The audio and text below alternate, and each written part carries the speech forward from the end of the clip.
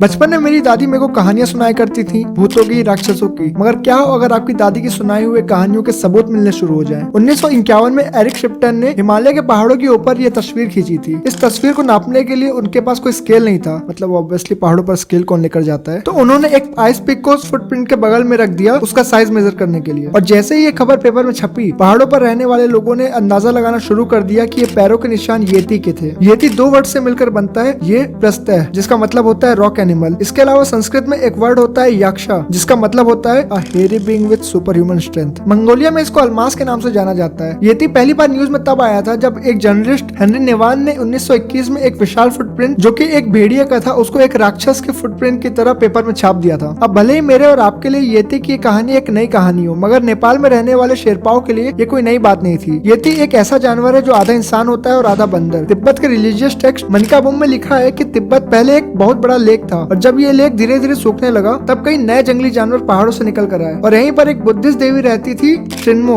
जो अवतार थी ड्रोलमा की, जिनकी शादी करवा दी जाती है एक बंदर जो अवतार थे बुद्धिस्ट देवता चंद्रजिक के। इनकी शादी के बाद 6 बच्चे हुए जो आधे इंसान थे और आधे बंदर। और यही लोग आगे इवॉल्व होकर इंसान बन जाते हैं, जिनको आज हम तिब्बतियन लोगों के नाम से जानते हैं। और तिब्बत में रहने वाले लोगों का यह भी मानना है कि इनमें से कुछ लोग इवॉल्व नहीं कर पाए और आधे इंसान और आधे बंदर बनकर ही रह गए, जिनको आज के दिन हम येती के नाम से जानते हैं। तिब्बत के कई रिलीजियस टेक्स्ट और पहाड़ों पर आपको ऐसी तस्वीरें मिल जाएंगी जिसमें येती का जिक्र किया गया है। इसके अलावा येती को लेकर कई सारी कहानियां भी फेमस है, जिसमें से एक कहानी ये है कि एक बुद्धिस्ट पुजारी रहता है जो एक घायल येती की मदद करता है। और जब वो उस घायल येती की मदद करता है तो वो येती उपहार के रूप में उसको एक टाइगर की डेड बॉडी लाकर दे देता है। इसके अलावा एक कहानी ये भी फेमस है कि एक बुद्धिस्ट मॉन्क थे सांगा दोरजे, जो एक पहाड़ में एक गुफा के अंदर तपस्या कर रहे थे। और जब वो तपस्या करते थे तब एक येती उनको खाना, पानी और लकड़ियां लाकर देता था। और इसके साथ साथ वो एक बुद्धिस्ट डिसिपल भी बन गया था। इसका मतलब वो उनकी बुद्धिस्ट टीचिंग को फॉलो करने लग गया था। और जब वो येती मर गया तब उसकी खोपड़ी और उसकी उंगली को सांगवा दोरजे ने 1667 के अंदर एक मोनेस्ट्री में रख दिया, जो कि उनके द्वारा ही फाउंड की गई थी। और आगे चलकर एक हॉलीवुड सुपरस्टार जेम्स स्टुअर्ट ने उस उंगली को स्मगल कर लिया अपनी वाइफ के अंडरगारमेंट्स में। हाँ, लिटरली अपनी वाइफ के अंडरगारमेंट्स में। अब ऐसी कहानियां हर जगह फेमस होती हैं। फॉर एग्जांपल जी टीवी में एक शो आता था ब्रह्म राक्षस नाम से, जिसकी स्टोरी भी कुछ सिमिलर सी थी, मगर येती का केस कुछ डिफरेंट था। यहाँ पर येती से रिलेटेड कुछ एविडेंसेस भी सामने आए थे, जैसे ये फुटप्रिंट जिसकी फोटो मैंने आपको वीडियो की शुरुआत में दिखाई थी। इसके अलावा इंडियन आर्मी ने भी कई सारे बड़े फुटप्रिंट्स नोटिस किए थे पहाड़ों के ऊपर। डॉक्टर माइकल वार्ड ने कहा था कि ये फुटप्रिंट्स किसी जानवर के नहीं बल्कि ऐसे इंसानों के हैं जो वहाँ पर नंगे पैर रहते हैं। कई लोगों ने इसको ये कहकर आर्ग्यू किया कि कोई भी बर्फ में नंगे पैर नहीं घूम सकता, लेकिन इस आर्ग्यूमेंट के जवाब में उन्होंने कहा कि उन्होंने कई ट्राइब्स को देखा था वहाँ पर नंगे पैर घूमते हुए। आपको थोड़ी देर पहले मैंने एक उंगली के बारे में बताया था। इस उंगली को स्मगल करके जेम्स स्टुअर्ट यूके लेके गए थे। वहाँ पर यूके के साइंटिस्ट ओस्मान हिल ने टेस्ट करके बताया था कि उंगली इंसान की है, ना कि किसी जानवर की। मगर उनके पास उंगली थी, उस येती की खोपड़ी अभी भी गायब थी। मगर 1960 में एडमंड हिलरी, जो एक माउंटेनियर थे, उन्होंने कुछ साइंटिस्ट और रिसर्चर्स की टीम के साथ उस खोपड़ी को खोज निकाला। और उस खोपड़ी का टेस्ट करने के बाद उनको पता चला कि वो खोपड़ी किसी येती की नहीं बल्कि सैरो की थी। ये एक ऐसा जानवर है जो गोट की तरह दिखता है और हिमालय के पहाड़ों पर पाया जाता है। इसके बाद ऑक्सफोर्ड जेनेटिस्ट ब्रायन साइक्स ने लोगों को चैलेंज किया कि वो येती का एविडेंस उनको लाकर दें, जिसके जवाब में उनको कई लोगों ने 57 सैंपल भेजे येती के नाखून, दांत और बाल के, जिसमें से 36 सैंपलों को उन्होंने टेस्ट किया, जिसमें से 90% सैंपल थे कौवों के, घोड़ों के और भालुओं के। मगर उनमें से एक सैंपल ऐसे पोलर बियर का था जो धरती पर आज से 3.5 लाख साल पहले पाया जाता था, जिसकी वजह से ब्रायन साइक्स ने कहा कि येती पोलर बेयर और ब्राउन बेयर का हाइब्रिड है। मगर जब सेम सैंपल को दूसरे साइंटिस्ट ने टेस्ट किया